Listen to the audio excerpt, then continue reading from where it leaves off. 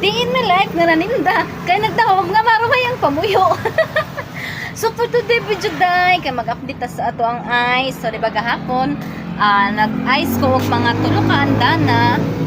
Pero karon ano po siya ipakanti. So maghimo ta na ko ganina nya, gitulog-tulog ko ganina, gikapoy ko. Basta luya kaayo pong kuan kay nala nagasgas. Luya kaayo nya.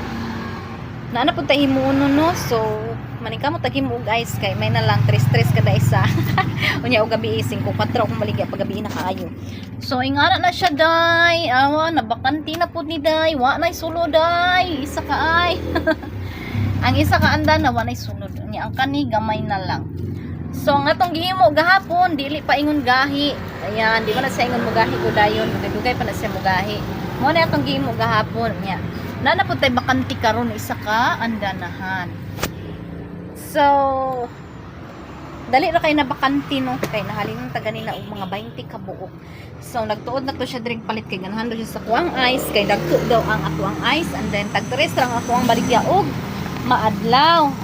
So manikamo taghimo ang ice kay sa piso gikan ng kwarta. So mayo na lang na palit siya na pulo.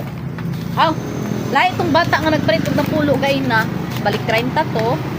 Ya napud toy katong lalaki nga nagabao-bao, palit pud siya og balik 20 ka buok. So makatabang ano kay makatabang jud ang ice dako jud katabang ang ice, bahala kapoy kay maghimo.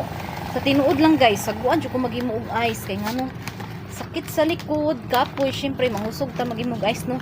Hanga kaayo, kapoy kaayo pero kay mao man ni atong trabaho day. Mao nang fight. Kay mao man ni atong gipili nga kuan pangwarta kay mas ganahan na po ko ingani magtinda-tinda lang kaysa kanang kuan. Nakaagi naman ko manarbaho sa una kapuyan naman ko manarbaho kay kanang perminti ta magdali ba kay hadlok ta malit. So mao nang magantos taghimo og ice na pod.